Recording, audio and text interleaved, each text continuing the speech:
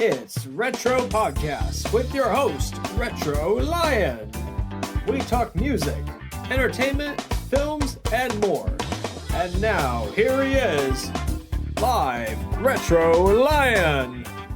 Welcome back to Retro Podcast. I am the host, Ben Cena, and today we have Gianni and Rocco Cordi with us. And fun fact, Gianni was actually my very first guest when Retro Podcast started.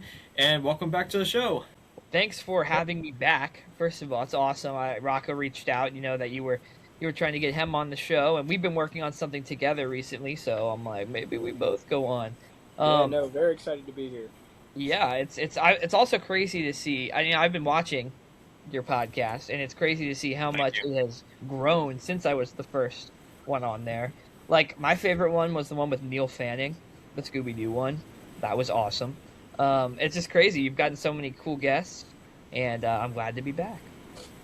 Yeah, Neil's actually in my first feature film that I did, which is actually part of the Lakeside universe. And I did not Neil know voices the main character. Very cool, dude. I'll have to check that out. Yeah, that's awesome. It's currently, so the voiceovers all complete. There's 2 more voices I have to record, but we're currently in the animation process at the moment, and it's a combination of stop motion and 2D animation. So it's stop motion characters and 2D characters interacting. Yeah, that's going to be awesome. And it takes place in the 80s. Awesome. That's always awesome. That's what I do all the time. I love it. I know. But here's the cool part about it is that, so it's a combination of live action and animation, but the whole movie's animated with a few live action humor. And if you remember the movie Wreck-It Ralph, where it takes place in the video game worlds, and then in the real world is all humans playing the games. Well, think that, except the real world is live action, and inside the arcade games are all animated. Yeah, But the main game it takes place in, which is called Dragon's Side, it's supposed to be inspired by the game Dragon's Lair. Okay. That's cool.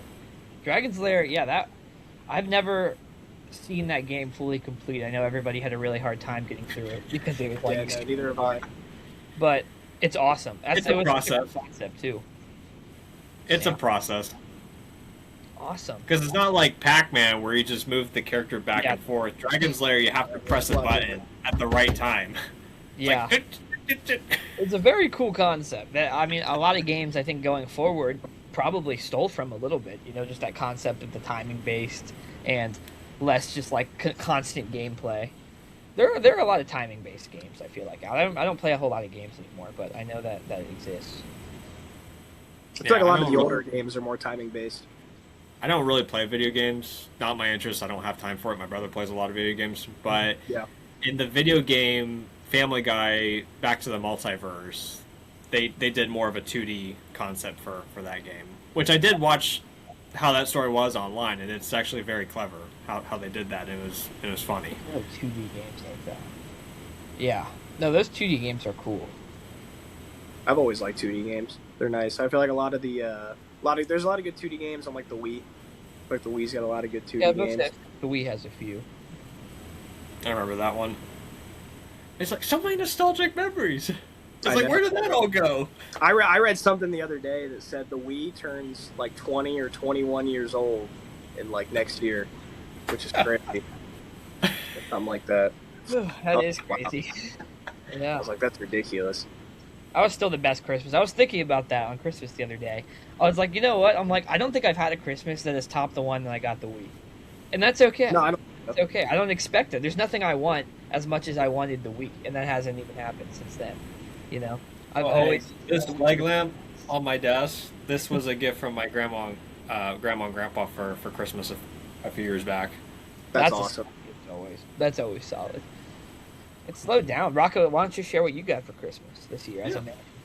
Oh, well, so, I don't know. This year for Christmas, I got tools and a printer.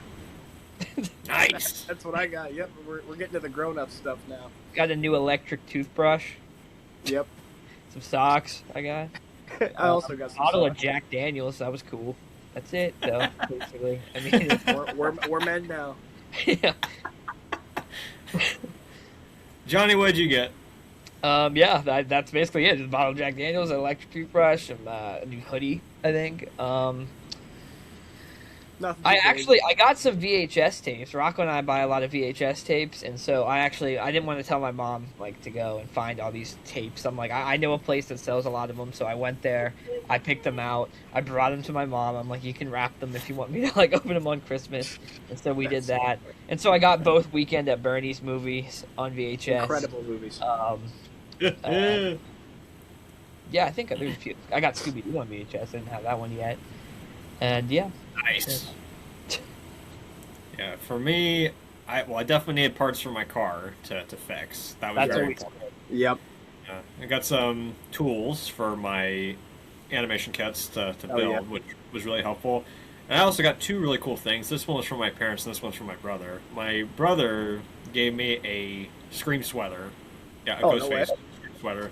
And then I'll show you this one that I got. Ooh. Like oh, that's awesome. That's pretty cool. This was a gift from my parents. Yeah, and I got all the Infinity Stones. I like how the fingers move and stuff. Yeah, that looks really well made. Yeah, just don't flip anybody off with it. Yeah. That's awesome. But yeah, this was from my brother. Yeah, that's nice. The sweater's cool. Nice little Scream Christmas sweater. This is so cool. So they're making it was awesome. I watched Scream for the first time. The first one I really like. The other ones I'm not really a fan of because it's the same story. But the arc of the character Ghostface, I thought was well done. Yeah, I watched Scream for the first time. Not this year, but 2 years ago I watched it. Well, it's because I went to see number 6 in the movie theater, and that was actually the very first horror movie I saw in the actual theater. Yeah. There's not a lot of good movies. I don't remember the first horror movie I saw in theaters, but I remember the most recent ones I saw was Black Phone 2. That movie was really good. Yeah, I really enjoyed that movie. I'd probably take a pass on that one. Like, it's not so much that I don't... Because I'm not really, like, big into horror movies very often. Like, the only horror movie that I ever liked was Scream because I thought the story was well done. Yeah. And then number 6 I also think is well done as well because it's very different from the other ones because the other ones are kind of the same, but number 6 is very different because it takes place in New York City, but not in that way. Like, I'm not saying it that way at all, but as a compliment, I personally think Jenna Ortega is so stinking cute. Like, not attractive, not attractive, but cute. I think she's a good looking girl. Yeah. And actually, and funny enough, some of the actresses from that film I do have connections with in real life, and one of them I actually did interview on my podcast this year. Oh, no way. Cool. Let's get Jenna Ortega on here. Throw her in this one. Yeah, really. Get her on here. It's funny because I actually did reach out to her team a while back, and she said to me that she didn't want to be on because she didn't like to be seen as a cartoon character, which fully understood. That's fair. But at the same time, I kind of laughed because Melissa Barrera, who plays Sam in the movies, had interest being on my podcast, but she couldn't do it at the time because she was really booked. And then I also thought it was funny that, like, I asked Melissa Barrera. Melissa Barrera was interested, but couldn't do it at the time. But then I also asked Jenna Ortega, and Jenna Ortega wasn't interested. So I thought that was really interesting, but hilarious at the same time. So she didn't want to be a cartoon character, like when you make your the visual for the covers. Mm-hmm. Really? And she's not the only one. Devin Nakota's another one who didn't want to be seen as a cartoon character. That's which I guess some people don't. Some people don't want to be seen as cartoon characters, and you gotta respect it. That's true. It's like when people don't want to get their caricatures done at the fair. Yeah. Or something. I look like although in real life, so. Although I will say whenever I watch number 6, I always have to skip the ladder scene because I always cry when my favorite character gets killed. Yeah, that's fair. I haven't seen it in a long time. Wait, I did. Why? Yeah, I know. I know. That's the thing with horror movies. That's the thing. Especially I know you gotta be prepared for anybody to get killed off. True. Movies specifically, they do that, and that's like when we watched The Walking Dead. Rocco and I were huge Walking Dead fans. Oh my god, yeah, we used to be really big. Anytime someone died, it was like no, because they would come out of nowhere. They used to be really ballsy with it. It'd be like it was a big thing. Yeah, that was awesome. That was crazy. Back when that was big, that was like some peak television. I feel like Walking Dead's at the point where they just don't have any good episodes. It's literally the same timeline over and over and over again. They ruined it. They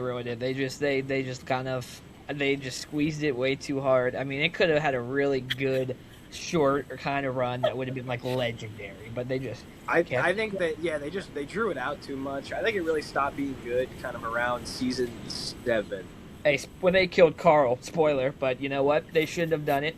They should have done that. Don't even watch up to that point, honestly. But when that happened, the whole thing changed. I think that was supposed to be the ending. Was Carl was supposed to? I don't know. It's weird. Whatever. Yeah. I thought it totally would have been different, but it's once cool. they strayed from the comics like big time. Yeah. Yeah. Mm-hmm. That's when I got bad. Because the person from Scream who I interviewed, her name is Erica Prevo, and she only has like one small scene in the movie. She was in the party scene, the college Halloween party scene. Uh-huh. Yeah, she was the one girl dressed as Harry Potter that both Mason Gooding and Jack Champion were checking out. Huh. And I asked her if that was supposed to be Harry Potter, and she's like, "Yeah, no, I was just as Harry Potter." And I was even telling her, because she's actually never watched Scream 6, even though she was in it, she never watched it because she doesn't do horror movies.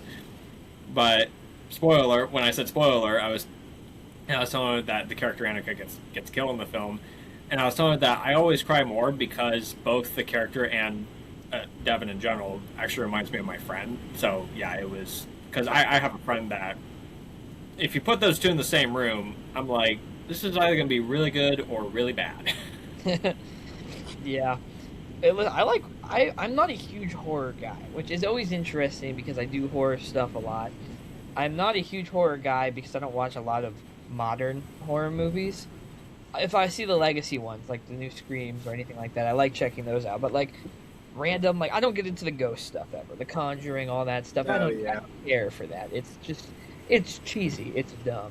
But then when you watch like the cool old school slashers there's something to them, like these old 80s and 70s horror movies, there's something about it. The Nightmare on Elm Street, those are the best. Those are the ones that are my favorite. But there's just something about old school horror that feels different. It's almost like, this is going to be a weird comparison, country music. Okay, I feel like horror is like country music. The horror back in the day is almost completely different than the horror that's shown now in movies. It's still the same genre, like country, like old school country, like Willie Nelson and Hank Williams Jr., all those guys. Very different than the new school kind of, cringe country that's out now. So like, it's a new country, it's an old country. It's a whole different thing, despite being underneath the same title. But I don't know. Every time I do horror projects, I always kind of base it off of old school stuff because that's the vibe I like to recap. That's how you do it. Yeah. Well, it's not broke. Stuff was just better. Yeah. Well, and you did a horror movie, a horror short film a while back, and Rocco was the villain in that one. You want to tell us about that? Baby. Yeah, let's have Rocco talk about it. Yeah, Ungrateful was really fun. That was a fun one. That was like my first time really being like a villain. Usually I'm like I'm like a comedic, like kind of funny character in a lot of Gianni stuff. And so having one where I was like the secret villain was pretty fun. Yeah. And I think it was written really well. It was really fun to film, other than the fact that we always film when it's cold outside. That's never fun. I never. It's starting. No, he never does anything in the summer. It's always when it's cold. So we're outside. We're up really late filming. We have like lights out there, like construction lights out, so we can see. That was old school. That was some old school stuff. Yeah, we used a construction light my dad had to light the area. That's why we filmed around. Running extension cords everywhere.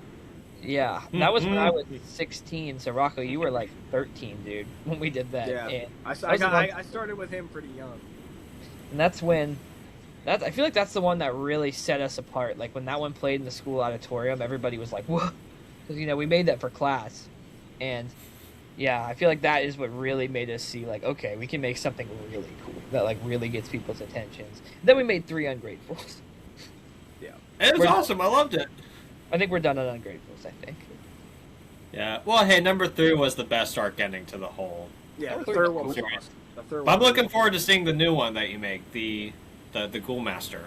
Dude, this one is going to be unlike anything I have made before. We just actually wrapped production on it 2 days ago. Yep. It has been a long process. It has by far been our most expensive movie to make. It has been the most tolling. It has been insane. I mean, you compare this to Ungrateful, it has just been crazy. Yeah, you and Brandon put a lot of work into this one. I'm not acting in this one. I'm just behind the scenes helping on set, but I was there for the whole filming process, and man, it was tolling. Just the filming was tolling. Out in the cold. Oh, it's been so bad, honestly. I'm never shooting in the cold again. But I mean, it's night shoots. You know, we've gone all night. Like we've done, I think 9 days of it. It has been exhausting. I love it though. I love it. It's very cool. The character design, I haven't showed much of it yet, is awesome. I just know it's going to turn out so good. I've seen little clips that Gianni's like show me in the editing process, and we were just playing around with some of the effects that we can do in the editing. And the scene, like all of the clips that I've seen, just look so good. It really stands out from anything else that we've ever made. It's very retro, Ben. It's very retro. I think you like it. I feel like it's even more retro than Ungrateful. It's very much based on like VHS and CRT kind of concepts. It's local television. Like it's very based on that kind of stuff. Yeah, 80s technology really. And 80s like shows. 80s technology is the best. Yeah, like Stranger Things. I love it. I tried to light this one very like colorfully 80s. It has like an artistic effect to it. It's not like the most realistic lighting setup, but a lot of like dark blues, purple. Yeah, like it's cool. Yeah, my film that I'm currently finishing up that's in the 80s. Well, actually, it takes place modern day. Like it's in. Oh, okay. Like it's set in whatever year it's going to come out in. Because my goal is to have the movie done and out by 2027. But if it has to wait until 2028, it is what it is. Yeah. But it takes place in that year. But inside the game, it's the 1980s. I like that. Inside Dragon's Side. I think that's cool.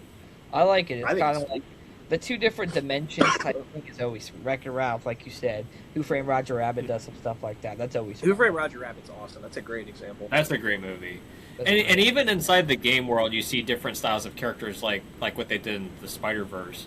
But what's even cooler, because like in Wreck-It Ralph, when they would go to like different games, they would take a train to different games. Well, in this one, they don't take a train. They actually have a door, kind of like Monsters Inc. They have the Monsters Inc. Well, see, that's cool. And they also did that with Peacemaker in the Peacemaker series. Yeah. With the Pocket Universe. They had I saw a little bit of Peacemaker. I haven't finished it, but I watched the episode with Gianni when he was watching it. The second season was hilarious. It was fun. I remember it being hilarious. I haven't finished all the second season yet, but I mean I know what happens. Yes, but I'll think of that one another just finished number 1 and so far on to number 2. Oh yeah, Rocco, you'd love it. There's a lot of hair metal. There's a lot of glam metal. John Cena. No, I remember it. I remember watching it with you, and I was like, "This show is hilarious." I'm like, John Cena. Got hair metal in here. I love 80s metal. There's so much 80s metal in Duel Master. There's a lot. Yeah. I just remember that badass theme song that they played in season 1. Yeah. one day on my way to work, I actually plugged into my phone into the radio, and then I just played that song. And I turned the volume up just really high. I went. That song's awesome. It makes you want to dance. The awesome dance opening. That's awesome. I know the dance opening where John Cena's. I want to do something like that sometime. What's even funny is, for me, I would not keep a straight face if I was doing all that. I would break character. That's the comedic genius right there. It's hard not to break. Like, I'll tell you what, when I make a lot of stuff, when I'm around a lot of actors and they're funny and I'm like, hell yeah, they're hitting the mark. Like, this is exactly how I want them to be. Then Rocco will come on there and do something funny, and I break. Like I break. Rocco makes during Grape Soda. I remember specifically during the scene where we did the acid. You were like you could not stop laughing. Like you were ruining like take after take because you were just laughing. I'm like, I'm sorry, everybody, but every time Rocco there's one where he just kept like he had to swallow like a bunch of like drugs, and he like goes in here to fake drugs. And he goes to swallow them, and he makes like this dramatic gulp noise. Like, I had to go like every time he did it just made me laugh. I don't know, so stupid. Plus, it's fun because I feel like they always write me characters that are like very similar to how I actually am, and so it makes it really easy for me to like kind of ad lib as well and kind of add in my own little things that I want to like that are more funny. Mm-hmm. And so sometimes I'll just throw something in. It's so fun to play around with. I just let him do whatever most of the time. I let Rocco do whatever. Like, I mean, I write him the stuff, but whatever he wants to say, honestly, is usually funny. So it's a comic relief. No, it works well. Yeah. Yeah. Yeah. Gianni, I remember when you were on the very first episode of Retro Podcast. I told you, Rocco, I'm pretty sure you're already aware of this idea. I don't know if Gianni told you or not, but there was this idea I just thought. It was just a suggestion that you should have this idea where you're playing this character, this goofy character, and for some reason he's on a boat with two other guys. They're trying to sail somewhere. They're on an adventure, Okay. and there's a storm. And you know how sometimes on a boat, like on a little sailboat or even a speedboat, they'll have like a little cabin on board Yeah, that yeah, like a little underneath cabin. like with the roof over the head. Well, he steps out the door, and then a big wave comes on, and then he's like, and then he's trying to fight the waves, but keeps falling down, trying to stand back up, and then the waves just keep going. I think that'd be awesome. Rocco on a boat. Rocco on a boat. Rocco on a boat, boom. Rocco has a boat. His family has a boat. We could do that. We could make this Oh, happen. hey, that could be an episode for Lakeside. I mean, even though, should I say now Dragonside? I mean, Dragonside is entirely animated, yes, but what I'm really hoping to do, and I'm really hoping for this down the road, is that the characters from the digital universe, they enter the live action universe. And we've seen movies where digital characters inside will enter the live action world, because with AI growing, and it could be, and AI is very scary. Does it come in handy sometimes? Yes, but AI is very scary. But we've seen movies where an AI character inside a digital system will exit the digital system and go inside a robot, whether it's a toy robot or an actual robot, and basically be in the real world. I mean, we all know what happens in Megan 1 and Megan 2. Yeah. So, I mean, hey, that could work with some of the characters. Well, I know you've said you've wanted Rocco in a role, and I mean, I would, Yes! I would love to do one. Rocco's great. Rocco's great. He's fun to work with, and he's just fun in any role. So Thank you, John. yeah. Well, don't worry, I'll keep you in mind. It's just not the right place for it at the moment, but once the right story comes along, we'll definitely... Yeah, when you Definitely get something away. for me, I'd love to work with you in the future for sure. Yeah. That is Yeah. true. Monsters Inc. was always something that I was really fond of as a kid. I love those movies. I haven't seen it in so long. I should watch it again. I do like it. Yeah, Monsters Inc. is a good movie. That's I might my watch it child. tonight. I don't got anything going on. So. The sequels were dumb. They shouldn't have done sequels. But like the prequel, I was all right with. But I think I'm just. they I like did a Monsters Universe. they did a series that's a sequel to the movie, which there was originally supposed to be a sequel to Monsters Inc. and it was about Mike and Sully going to Human World, and the whole movie was going to take place in Human World, and they're actually trying to find Boo, and Boo is now 90 or 100 years old, living in a nursing home. Oh, And wow. they want to see her before her pass. So basically, it's Monsters Inc. meets Up. Basically, Yeah, pretty much, it's yeah. Monsters Inc. meets Up. See, they just don't make them like that anymore. I'm sorry. They really don't. Yeah, no. Modern like Pixar, Disney movies, No. they don't No, hit the they same. don't. Dude, like you're not gonna make another Up. How are they gonna do Up again? I You mean, can't it's like, do that again. It's so good. Part of the reason why it is because not everyone, but I feel like too many creators are now rushing stories and they're not Yeah. taking their time. And plus social media has also ruined it hands down, but it's also Ruined it. because too many people get offended, which I'm like, if you don't like it, then don't watch it. I agree. You know what I think? I think that a lot of Pixar projects have been geared more towards representation in general. Where I feel like you look at some of the old ones, like what the hell was Monsters Inc. representing? Like kids being a kid, being scared of monsters. Like that's a very thing. That's a thing that anybody can That's connect common. to. You know. And then there's also Up. It's just a movie that doesn't. I mean, there's no like out front representation of anything because it's like okay, it's just a good story that anybody can like. Now I feel like every single one they do, It like has to represent like something. Luca, Luca was an Italian-based one, and me and Rocco at first were like, oh, that's cool, it's like, Yeah, we watch it. Italian. And we watched it, I'm Actually, I like, quite like Luca. I give that credit. Oh, another good movie that came out this year, K-pop Demon Hunters. I didn't see that. Everybody's I haven't talking seen it about it. Everybody. You're missing out, man. I have not seen that. Probably am. You know what? I just watched, and I missed out for my whole. Oh, I'm sorry, I cussed it about it because I watched Avatar: The Last Airbender for the first time ever. Dude, it's so good. It's so good. Ben, Is it really? I've been Yes, trying to tell him about this for years. Yeah, if you haven't seen it, you should check it out. I mean, I was never into it as a kid, and so I finally came around to watching it, and I'm like, this story is like such a solid story that works for like any generation, for any age group. I'm like, this thing is incredible. The voice acting is so good. I mean, it's like a masterpiece, honestly. I can't believe Been trying to tell you that, buddy. But yeah, there was the guy who made Avatar: The Last Airbender. He also made another movie that came out last year. It was called Trap. That I actually thought was well done. Was it animated? No, it was live action by Really? M. Night Shyamalan, who made the live action Avatar movie. Wait, Right. live action Avatar. Are we talking about the one from 2010 or the one that Netflix did? Oh, I'm talking about the cartoon that was started all of the animated series. But then, yeah, M. Night Shyamalan, he made the 2010 live action movie, which I have not seen. I've heard bad things about, but he did a movie called Trap, and it's about this. It's a dad and his daughter, and they're going to a concert, but the concert is a trap because they're trying to catch a serial killer. And so there's like I think I heard SWAT about police, I saw it. cameras everywhere guarded. But here's the twist, is that the dad is the serial killer. He's trying to escape. that sounds cool. I heard about this movie, but I never saw it. I need to see more movies. It's well done. Okay. It's a thriller. People say it's a horror, I've but no, seen it's not pictures really. of It's a it. thriller.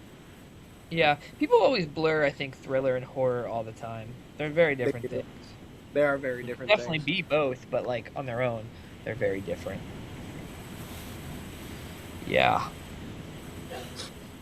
And in your movie Ghoulmaster, isn't there any puppets? Because I was watching one of your videos and I saw a puppet.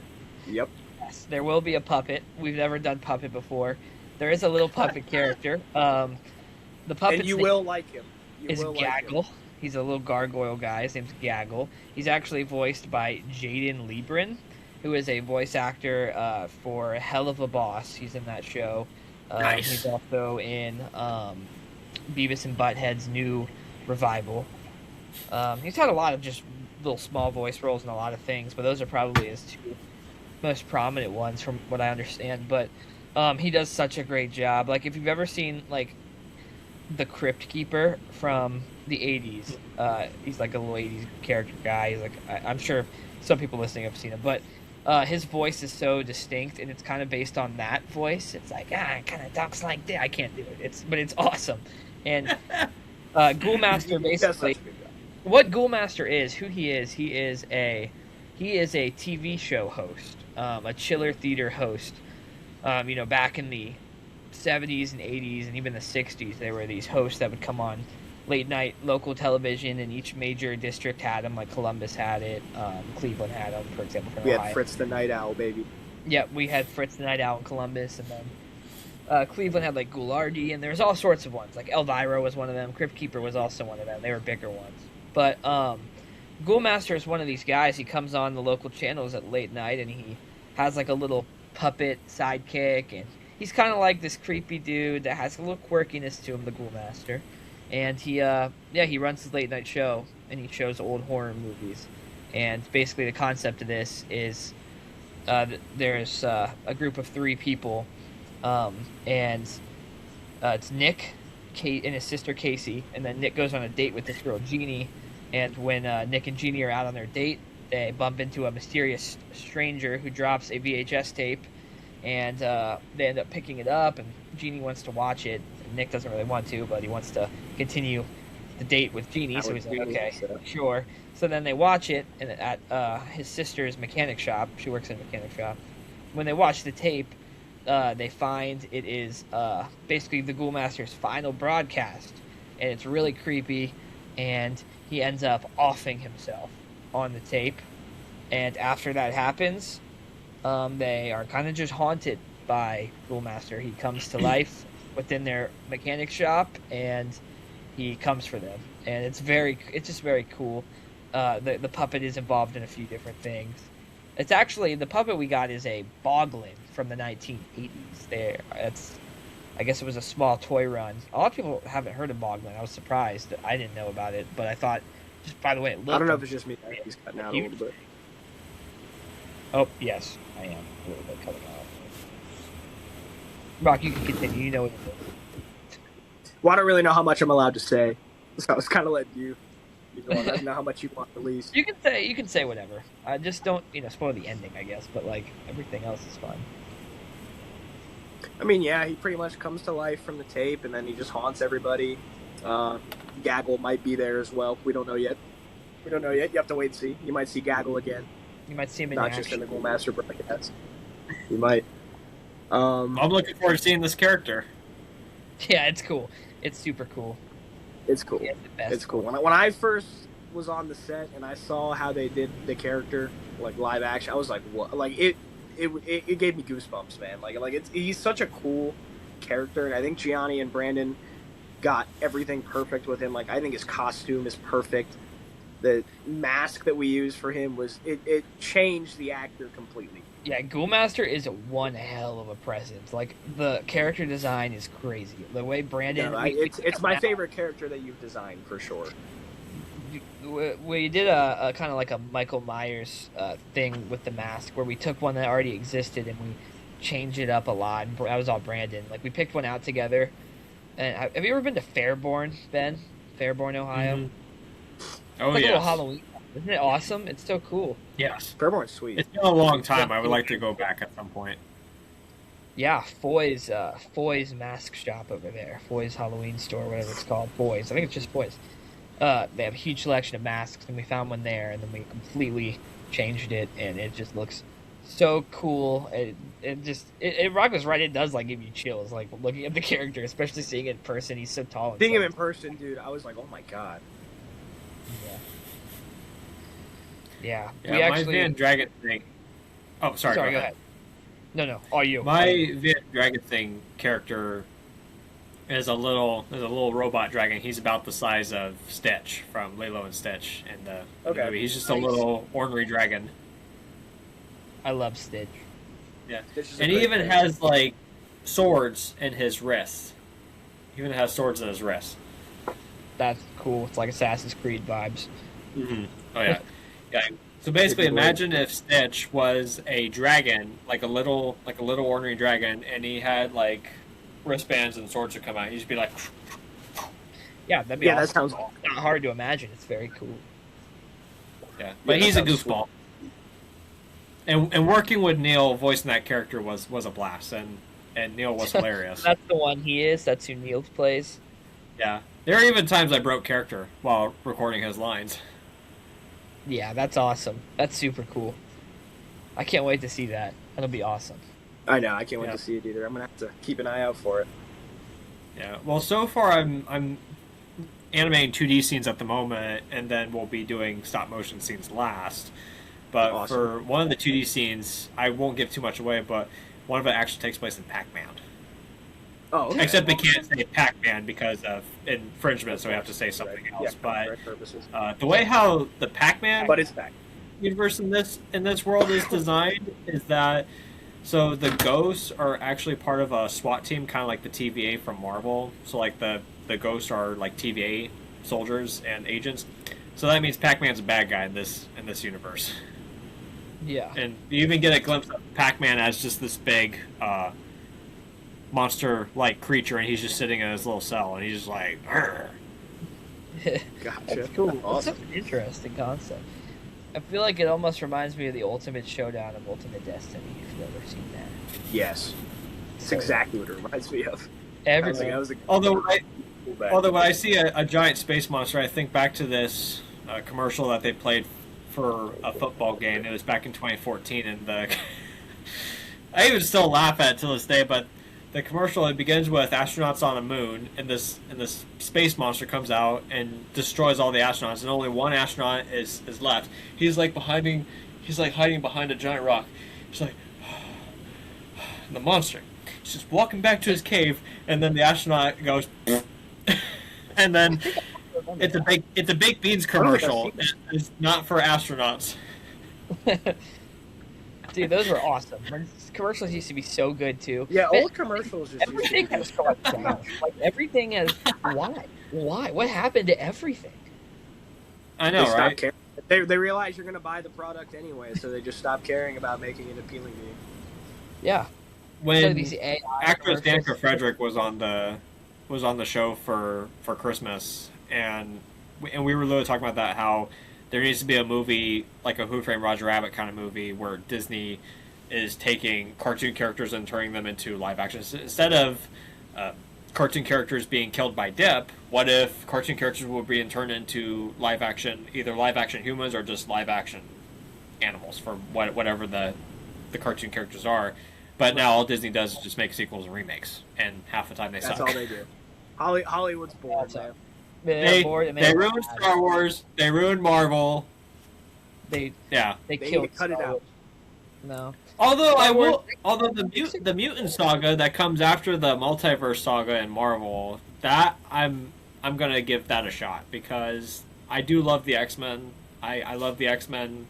See, that's what's gonna hurt the most for you, man. That's what's gonna hurt the most for you because you love the X-Men and you're gonna go see it, and that's how we all do. We love Star Wars. We go to see it anyway, and then you're just like, wow. Yeah, I'm not too. Oh, nowadays I just watch it on Disney Plus. Marvel. Yeah, it's so sad, man. It's sad. I mean, real big into Star Wars. I just remember seeing it and just disappointment. I could go on that forever. That's for another time. But man, I have ruined that whole thing. It was already there. They already had the blueprints on how to go forward. There's Heir to the Empire. There's the book. It was already there. It's okay. And they just decided to do away with all of it.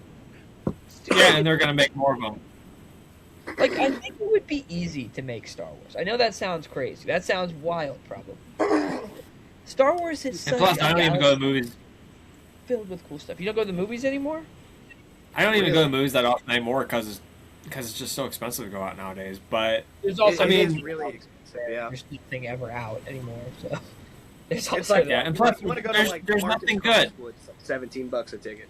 There's nothing good. And plus, yeah. But Gianni, didn't great. you buy the movie pass the other day?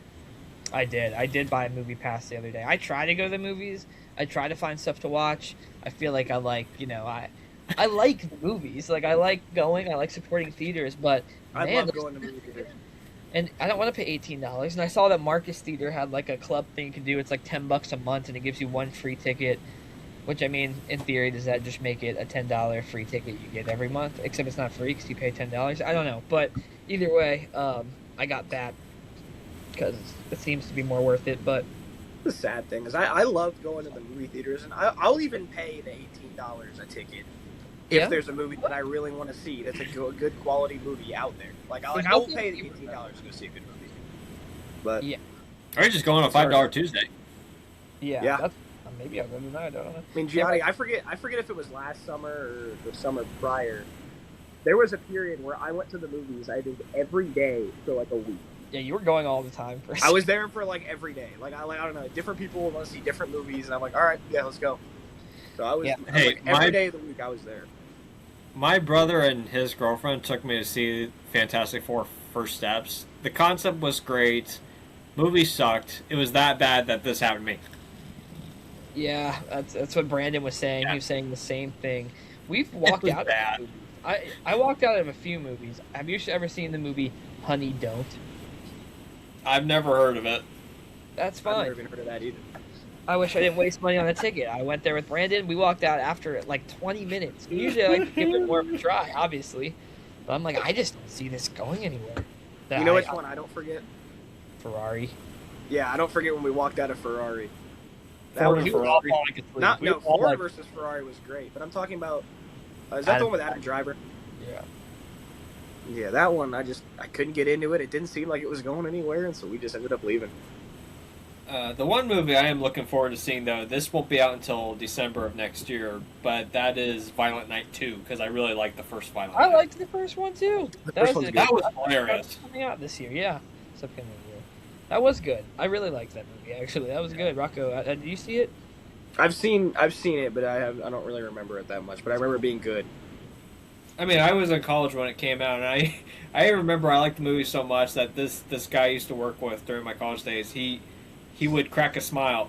Two things he cracked a smile at every time I mentioned these two things, and that was both Violent Night and the actress Camila Mendes from Riverdale, because A, he knew how much I liked the movie Violent Night, because it was a really good movie, and plus Camila Mendes happens to be my celebrity crush, well, one of my celebrity crushes. And so he would crack a smile every time I mentioned those two. Rocco, who's your celebrity crush? Ooh, that's a good question, buddy. That's a good question. There's a couple of them. There's a couple of them. The girl from Weekend at Bernie's. Yeah. That's who I'm choosing. I like the girl from Cocktail. I've never even heard of those movies. I mean, I've heard of Weekend at Bernie's, yes. You but- gotta see Weekend at Bernie's. We've been on a Weekend at Bernie's kick recently. Okay. Rock, what about your favorite? What is a crush from our movies? What does that mean? Anybody that we made movies with. Oh, that's ridiculous. Uh-huh. That's bad behavior. It's a ridiculous I'm question. sorry to say that, but that's really bad behavior. I'm just wondering. Rock, I'm sure there has to be one, dude. Yeah, I don't know if I want to say on a podcast though. Dude, why not? Yeah, I might want to be careful because you don't want to get in trouble. I guess Erica from Grape Soda 2, which never released. Okay, there we go. Never Grape released. Soda 2 was never released. They were supposed to play a couple in that. Yeah, Grape Soda 2 is awesome, by the way. It's awesome. If anybody ever the wants to script was really well. I really enjoyed script, the it's out there. It's out there. The script is out there. That was a fun one. It kind of sucked. It backfired a little bit, but Yeah, that was the first project we've ever made that we failed miserably. it just wasn't working out. Now I'm happy it went the way we did. And Yeah. we ended up deciding to call it early and just kind of be like, "Yo, we're not gonna continue making this," rather than put out something we're unhappy with. Is that the second movie or was that the first one? Second one. So we made Grape Soda in 2022. I think that's when it came out. I remember that. And yeah, it was it was a great movie. I liked it. I'm proud of it. I liked working with everybody, and so I thought there was more to tell, because I mean it was a bunch of kids that are going into college, and so I was like, okay, I'll make a movie. It was actually like a Christmas movie, and it was them coming back from their first semester of college, and they were all on winter break, so it's like a Christmas movie. It was about getting over a breakup. It was about a new the guy who never has had a girlfriend getting a girlfriend, which was Rocco's character, because it's like the guy's guy, hang out, doesn't want a girl in his life kind of character, but he finds one just like him. It was about that relationship a lot. Yeah, it was about a lot of things. It was like the original Grape Soda, where it was an ensemble. Like there was always stuff going on for each character. It was cool. It was fun. I think the jokes in it were really good. It had a lot of The jokes in it were really good. I thought the script was just really good. All the characters were written really well. Again, you wrote my character perfect. But when we went to film it, I mean, it didn't end up working out. Like a lot of our locations we had issues with. We wanted to shoot in an arcade. Have you been to Level 1 over there by Marcus? Yeah, we tried to film We're there. shooting there. A bar manager over there, and it just all kept getting pushed back, and we're filming, and these little kids start coming in. And I'm like, we just And can't. we're like, oh, it's getting God, so it's so loud, and the lighting was bad, and the kids were making their noises, and I was like, it's not gonna work. And so, yeah, we filmed in the snow a little bit. We did do a decent amount of You live it. and learn. More stuff in the cold, by the way. Yeah, and I was like, I'm never He doing never the cold films again. in the summer, ever, except for Grape Soda 1. And legit, Hey, it's partly why. Can I be honest with you? It's partly why I don't do live action. I do animation because live action is very stressful for me. I'm So sorry to hard. say that out loud. Hey, for you guys that do live action, well done. That is a good skill to have. We do live I action. tried live action once. I couldn't do it. I'd love to it do was- animation. Yeah, we I'd just don't love know how to. to do animation. It seems to me like it would be like the most frustrating, tedious process ever. I tried it in high school a little bit, and I couldn't do it. I applaud you guys for being able to, like, it takes patience. It takes, like, knowing exactly what you want. And It's a hassle. It seems like a hassle, and it seems You gotta have super- the brain for it. especially when it's hand drawn. Oh, it's so cool. But yeah, you got Well, really it's hard to tell if the wedding episode will be, if at least the wedding scene would be animation or live action or not. Either one, it all depends where that bridge crosses. But Yeah. the thing is that when it comes to doing, especially a live action project, we gotta have the right people for the project. That's I where agree. the struggle is. Yeah. What's nice about live action is when you have somebody like Rocco or something, like, they can completely take control of the character and kind of like lead the character in movement and things like that. I feel like in animation, it's like that's a lot of the movement, the personality, and movement is personality. That goes on the animators, and that's a whole job in and of itself. It's like really bringing those characters to life. like Rocco can bring the characters to life himself, you know what I mean? And I can guide him, and I'm like, oh, that's cool. But when you're directing animation, it's all like you, all you. So like I feel like it's very, very challenging, and so I applaud all animators. I would love to like work with more animators because I've always wanted to do an animated opening sequence. I wanted to for Grape Soda 2. I'm glad I didn't waste anybody's time on that one, but I've always wanted to do an animated opening sequence or credit sequence. My friend Hayden Reed, he does a lot He's of good at animated work and drawing, and he's done a lot of stuff with me over the years.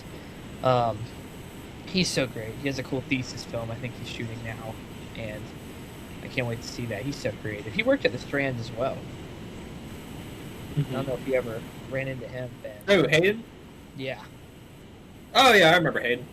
Yeah, he's a great animator. Yeah, he's good at what he does. I think I'm gonna have the color grade and stuff for Ghoul Master. He's gonna do some of that digital stuff for me too. But yeah, he did the very awesome opening animated sequence and animated credits on this big movie that we all worked on called Thy Will Be Done. That we did. It's on Amazon Prime and Google Play. It's the biggest thing we've ever been a part of. That I produced and was the first AD. Hayden did a really great job at some opening and closing credit sequences with some drawings. That's awesome. Yeah, well, Hayden's really good at what he does. We have 5 minutes left of the episode, and was there any other stories that you want to mention? Rock? I don't know. I mean, recently all I've really been tied up and working in is with Gianni as Ghoul Master, and that was just such a fun project to be a part of. Like I said, I wasn't really acting in it. I was kind of just more on set, helping behind the scenes, running the slate, doing everything that you would need to have behind set, helping out. And I will say, I think we got the perfect cast for Ghoul Master. Mm-hmm. I think the people that you and Brandon casted were the best people you could have gotten to do it. They take really good direction. They're good actresses. They work well. It's just they're great. They're really nice people as well. So like we've hung out with them multiple times, like other than Ghoul Master. Yeah, really awesome. Really nice girls. Yeah, I guess I'd like to just shout them out. We have pretty much Maria and Paige Landers. They are great. Well, because you put them through hell too with filming a little bit. You know, in the cold, long nights. We hadn't met them before, and I'm kind of still new to working with a lot of actors that I've never known before. They're like completely random. I did so for Heart and Hustle, and they were great. And now I'm doing that for Ghoul Master. Yeah, Paige is, from another state, so coming over here was, a whole thing, and I'm just happy she came to do that. And yeah, that we spent a lot of cold nights out in my barn filming for hours and hours, 12 hours, and just the amount of like horror acting, like it's hard to do. I have a small role in the movie as well, and I had to do some acting the other night on the last day, and I was like acting scared, and I'm like, this is really hard. I'm like, I haven't done this in a really long time, and it's really hard. So props to all the actors to doing that. We just have the best cast. They're so nice. No, they did so good too throughout the whole thing. I don't think we've ever worked with cooler actors, honestly, to be honest with them. So I'm very proud of them. And Brandon has done such a huge job with this. My collaborative partner Brand, he's the best at this kind of stuff, and he's so dedicated. And we argue all the time, but he's like so good at what he does. And so everybody really came together. Everybody really came together with this one. I'm just so excited to get it done and show it to everybody. It's going to do a film festival run. I'll put it on YouTube at some point. I'd like for it to be done by the end of the month. But that's if I'm really good and fast at editing. I don't want to rush it. Gotta get it done, buddy. I got the time right now, to be honest. So. For Van Dragon's thing, it will be film festivals, it'll be premiere, and then both YouTube and Tubi.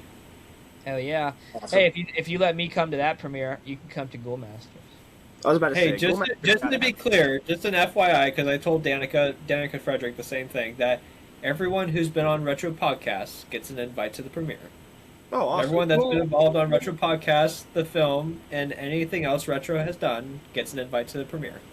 Well, you'll see me there. Beautiful. So Anyone who I'm trying to wants get the premiere at the movie theater in Lakeside Marblehead Orchestra Hall. I'm trying to get there at the auditorium. That would be real. Because that's where it takes place. That's where I'm hoping to have it. But then I'm also hoping to have one. It probably won't be a premiere. It might just be like a little showing or something. But I'm hoping to get a showing at a local theater in either Toronto or somewhere in Ontario, Canada, because I have some Canadian peeps over there. So like, if some of them aren't able to make it to the States to watch the movie, they can watch it over bring there. It to them. That's awesome. Yeah, I mean, it'll be on digital anyway, but still, I just want them to get the experience. Dude, yeah, that sounds sweet. I'd love You'll to. see me at the Marblehead premiere if you can swing that. That'd be awesome. How long? Marblehead's awesome, man. I'm sorry? How long will the movie be? About an hour and 20 minutes. Sweet. Awesome. So in. Mm-hmm. Yeah, Google Maps would probably be like a half hour or something. It's like Got it. But man, it could have been a feature at this point. It's taken so long to film. But, Might as well have been. yeah. Thank God. I can't wait. Well, yeah, I'd love to have you at our showing whenever we have that. It'd probably be in like February. Thank you. Well, thank you. Yeah. I'm excited. Where are you thinking about having it at, though? Just probably curious. Studio 35. Have you been to Studio 35 theater before? Awesome. I've always wanted to go there. I've never had the chance, but I've always wanted to go there. You'll love it. It's very because cool. that's where we did the premiere for Grape Soda, and it was so well. It went so well. Then we did our little film festival there. That's awesome. The Gianni Fest, and they're so nice. They're very accommodating. Yeah. They don't really They're charge also- you an arm and a leg. Yeah, some places do charge that much, but yeah, this is it's very cool. They're very much for the creators. I definitely recommend doing a screening there if you do one. Yeah, they're great people there. Great people. All right. Yeah. Well, thank you for your time on Retro Podcast, and wish you the best in the new year. Thank you for having us. Having us back on. I mean, well, me back on. It's awesome to. It feels full circle. It's very cool. I can't wait to see who comes on next. I know, me too. Thanks for listening. Be sure to like and subscribe to our YouTube channel. Follow us on Spotify and follow us on Instagram. See you next week.